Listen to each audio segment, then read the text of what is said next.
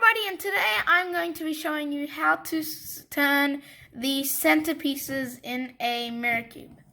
So the formula that I will be showing today turns the front face clockwise and the right face anti-clockwise.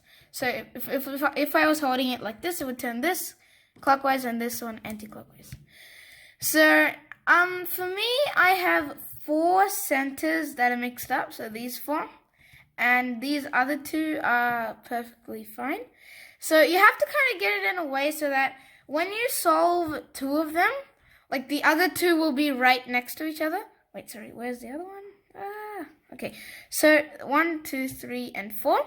So you have to kind of do these 2 first so that you'll be able to solve these 2 which are next to each other. But for example, if you solve these 2 first, then these 2 will be on opposite sides, so you can't solve them together. So kind of do the ones that are like, so that you have to plan for the future to check that you have 2 next to each other. So I'm just going to start off by showing you these 2. So I'm going to turn this one clockwise and this one anti-clockwise. The formula to do that is right upwards, left upwards, up anti-clockwise, the bottom layer clockwise, the front face clockwise. This is quite a long algorithm. The back face anti-clockwise. So that's clockwise. Oh, wait, sorry. That is clockwise. That's anti-clockwise. Then the right side anti-clockwise, so down.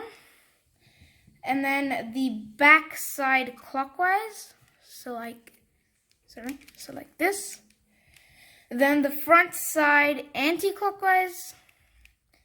Then the bottom layer anti-clockwise, so to the left. Then the top layer clockwise. Then the left side down. Then the right side down. And then the front face clockwise. So that should have turned these 2, and it did. So that is how you do that, and you just and then for me, I have to do that one more time on these 2 edges.